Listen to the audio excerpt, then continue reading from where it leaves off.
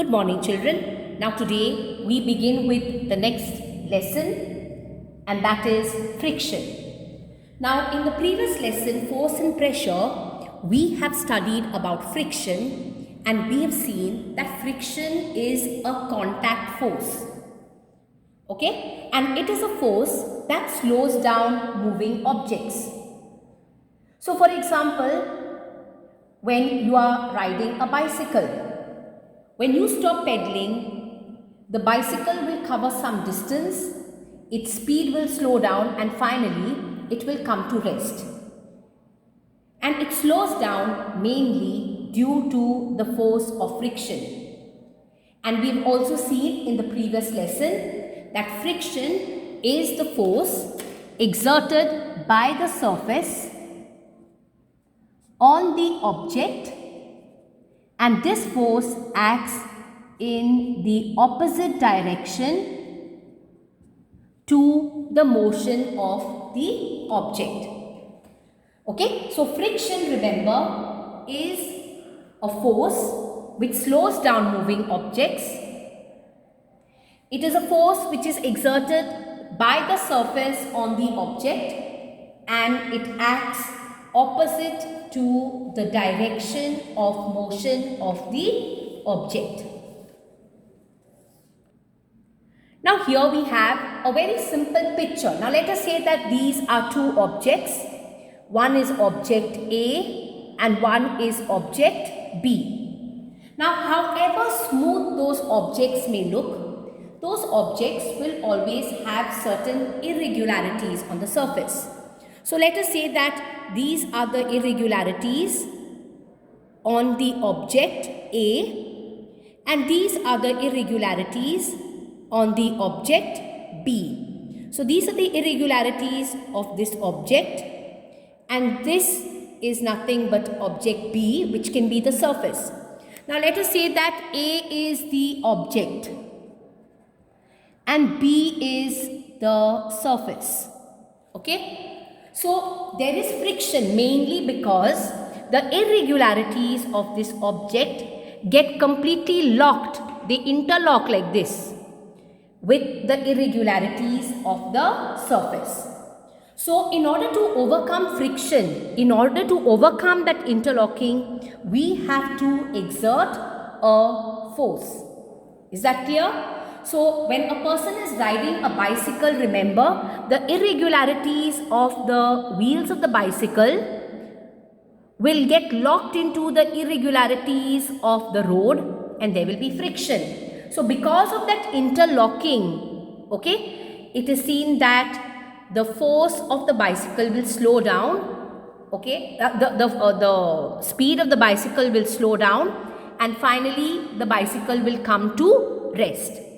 So remember that friction occurs due to the interlocking between the irregularities of the object and the irregularities of the surface.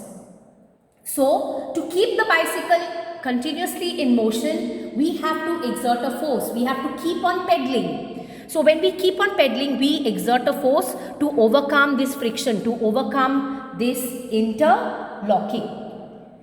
So remember that friction is a force which slows down moving objects. It is a contact force, there is contact between the object and the surface. Friction is a force which acts opposite to the direction of motion of the object. So if the object is moving forward, friction will act in the backward direction. So these are the points that you have to keep in mind. So friction is the force exerted by the surface on the object.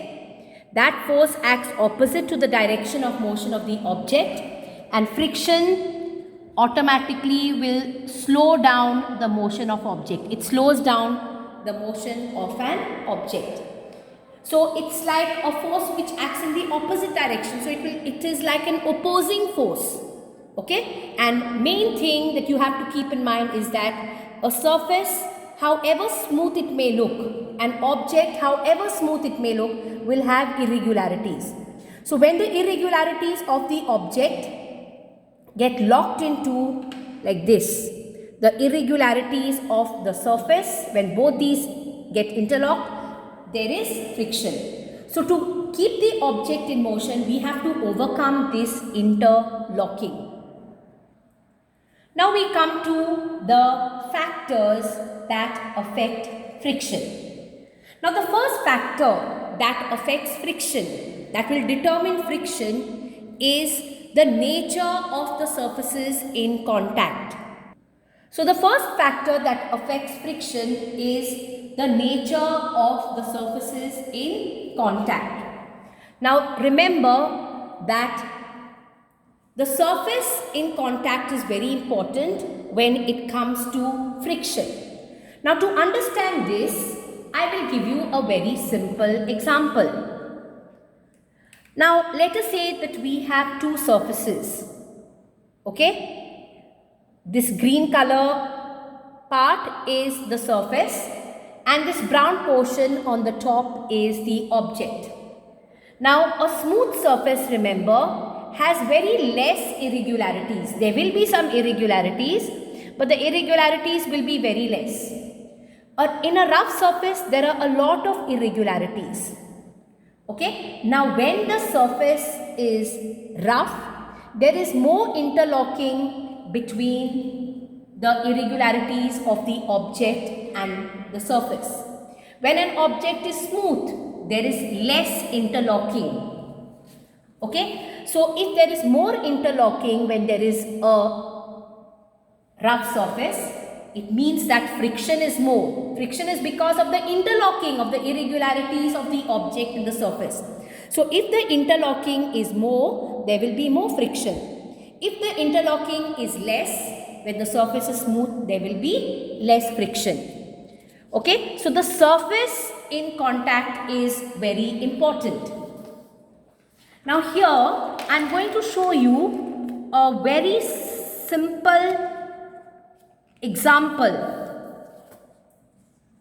Now let us say that we have an inclined plane like this. We have an inclined plane and we are rolling an object down this inclined plane. And when the object rolls, it will move on two surfaces. Now let us say that this surface is a smooth surface. Let's say it is a marble floor, and let us say that this is a rough surface, a towel that you use for bathing. This is the rough surface. Now when you take that same object, you're taking the same object, you keep it here and you release it along this inclined plane. When you release it, it will keep moving, it will be set in motion, and then it will move on this smooth surface and it will cover some distance. The same thing you do on this second inclined plane. You're using the same object. When you use the same inclined plane, this object again will roll, but here it moves on a rough surface. So you will see that here the distance covered by the rolling object is less, while here the distance covered by the rolling object is more, which shows you that friction is more in this second case. So remember, when the surface is rough, there is more interlocking between the irregularities of the object and irregularities of the surface, so friction is more. When an object is smooth, there is less interlocking between the irregularities of the object and the irregularities of the surface, so friction is less. So when an object moves on a smooth floor, it will cover a greater distance because there is less interlocking. When an object moves on a rough floor, there is more friction because there is more interlocking of the irregularities of the object and irregularities of the surface. So that was the first factor affecting friction. So the nature of the surface is a very important factor. Now the